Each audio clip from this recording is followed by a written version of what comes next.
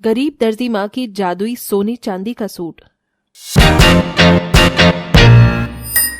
अरे एक बार समझ में नहीं आता है क्या तुम दोनों को? जब तक पहले के राशन के पैसे नहीं चुका देते तब तक तुम्हें एक मुट्ठी तो क्या एक दाना भी राशन का नहीं मिलने वाला। काका, आप तो जानते हैं कि हमारे घर के हालात कैसे हैं। हम जल्दी आपके राशन की सारी पैसे चुका देंगे। अरे घर के हालात जानता हूँ, इसका मतलब ये नहीं है कि हर बार मुफ्त में राशन दे दूंगा। अबे जा रही हो यहाँ से या फिर और बेइज्जती करूँ तुम्हारी? राशन वाले की चिल्लाने की आवाज सुनकर आसपास के मौजूद लोग मीना और कीर्ति को देख रहे होते हैं। दोनों बहनें आंखों में आंसू लिए वापस अपने घर लौटती हैं। तभी कीर्ति का सूट एक कील में अटक कर फंस जाता है।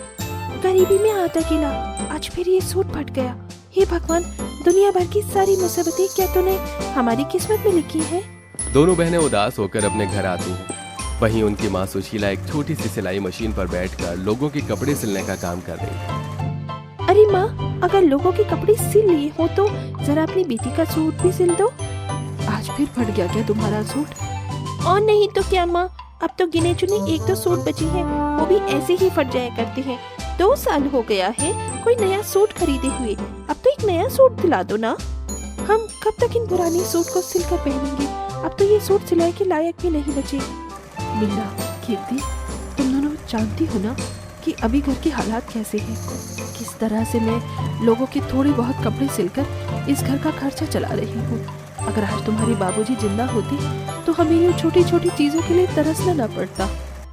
अपनी माँ की बातें सुन और उसकी आंखों में आंसू देख दोनों बहनें नई सूट की जिद छोड़ देती हैं। अपने पति की मौत के बाद सुशीला लोगों के कपड़े सिलकर दोनों बेटियों और घर का गुजारा चलाती थी। मीना, कीर्ति बेटा, मैं जरा ये आशा को सूट देकर आती हूँ, ठीक है? सुशीला जैसे ही सूट लेकर खड़ी होती है कि तभी अचानक उसकी कमर में दर्द शुरू हो जाता है। आह, मेरी कमर।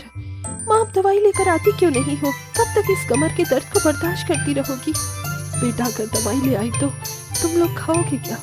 वैसे ही उस राशन वाले का इतना कर्ज हो गया है कि अब तो घर से बाहर भी मुंह छुपा कर जाना पड़ता है। अब आराम करो, मैं और मीना ये सूट देकर आ जाएंगे। अपनी माँ को आराम करने के लिए बोलकर कीर्ति और मीना सूट लेकर आशा के घर जाती हैं। मीना कीर्ति को फटे सूट में देखकर आशा, तुम दोनों यहाँ क्या कर रही हो? माँ ने आपका सूट सिल दिया है, वही देने के लिए आए थे। सिला है या फाड़ दिया है तुम्हारे सूटों की तरह? पहली बार देखा है किसी दर्जी की बेटी को फटे सूट में घूमते हुए। तुम्हारी माँ गांव भर के कपड़े सिलती है, क्या उसकी इतनी हैसियत नहीं है कि वो अपनी बेटियों के लिए नया सूट ले आए?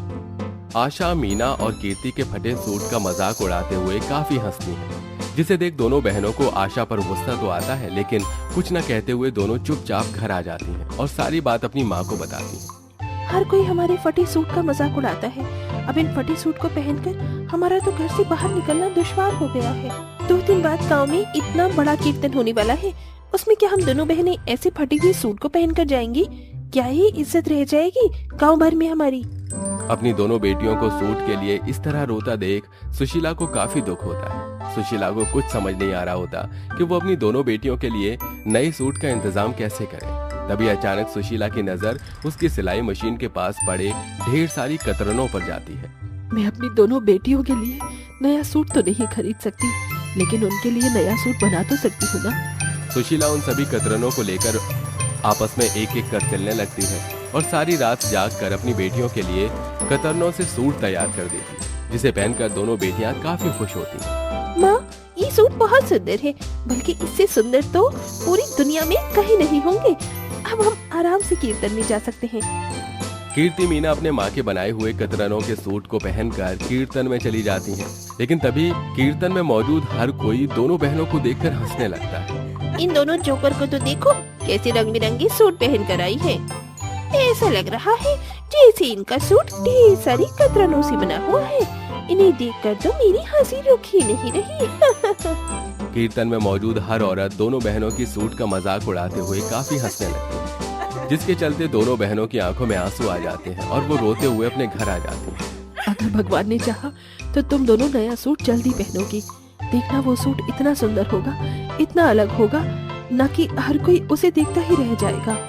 सुशीला अपनी दोनों बेटियों को हौसला देकर उन्हें शांत करवाती है और ऐसे ही कुछ दिन गुजरने लगते हैं। सुशीला रोज की तरह सिलाई मशीन पर बैठकर कपड़े सिल रही होती है कि तभी वहाँ हाथों में शादी का कार्ड लिए उसकी बहन उर्मिला आती है। उर्मिला मेरी बहन, तू कैसी है? कितने समय बाद तुझे देख रही हूँ। खबर ऐसी थी कि आना पड़ा। मेरी बेटी डिम्पी की 2 हफ्ते बाद शादी है। तुझे और तेरी दोनों बेटी को जरूर आना है। हाँ हाँ, क्यों नहीं, हम लोग जरूर आएंगे।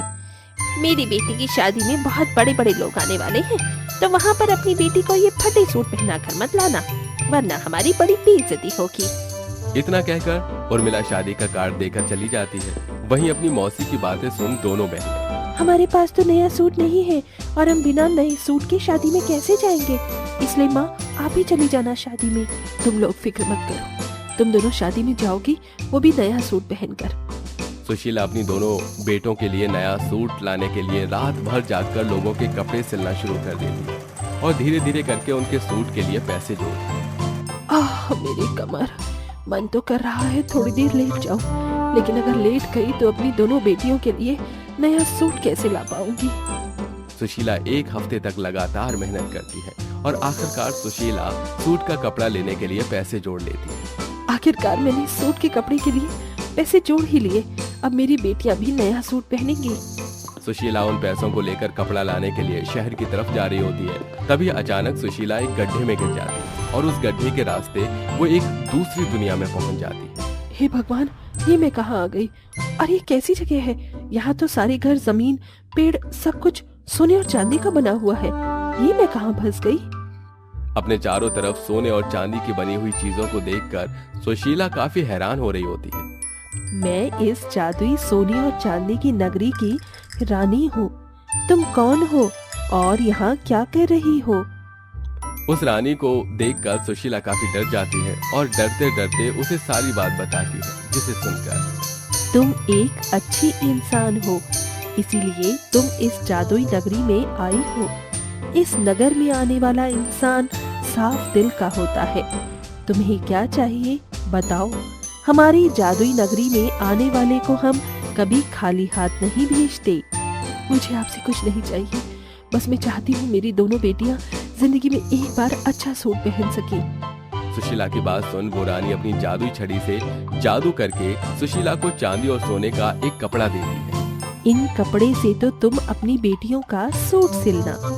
सुशीला रानी से सोने और चांदी का कपड़ा लेकर वापस अपनी दुनिया में आ जाती है और जल्दी अपनी बड़ी बेटी के लिए सोने का सूट और वहीं छोटी बेटी के लिए चांदी का सूट बनाकर तैयार कर देती है, जिसे पहनकर उसकी दोनों बेटियां काफी खुश होती हैं। माँ, ये सोने और चांदी का सूट तो सच में बहुत सुंदर है। हाँ माँ, आपने सही कहा था, हमारा सूट सबसे अलग और अनोखा होगा। सोने और चांदी का सूट पहनकर दोनों बहनें काफी खुश होती हैं। तभी जैसे ही कीर्ति अपने सोने के सूट पर हाथ फहराती है तो उसके अंदर से सोने के सिक्के गिरने लगते हैं। ये क्या माँ, मेरे सोने के सूट के अंदर से सोने के सिक्के कैसे गिरे? कीर्ति को देख जैसे ही अब मीना अपने सूट पर हाथ फहराती है तो उसके चांदी के सूट के अंदर से भी चांदी के सिक्के गिरने लगते हैं, जिसे देखकर दोनों बेटियां काफी खुश होती हैं। इसका मतलब ये कोई साधारण सोने का चांदी का सूट नहीं, बल्कि जादुई सोने और चांदी का सूट है, जिसे हम जितना चाहे उतना सोना और चांदी ले सकते हैं। जादुई सोने चांदी का सूट पाकर तो जैसे मानो दोनों माँ बेटियों की किस्मत ही बदल गई थी। दोनों बहनें शादी में भी सोने और चांदी का सूट पहन कर ही जाती हैं, जिसके चलते शादी में हर कोई दुल्हन को छोड़कर सिर्फ उन दोनों को ही देख रहा होता है। मैंने तुम दोनों से अच्छा सूट पहन कर आने को कहा था, लेकिन तुमने तो ये सोने और चांदी का ही सूट पहन कर आ गई। आखिरकार तुम्हारे पास इतने पैसे कहाँ से आए?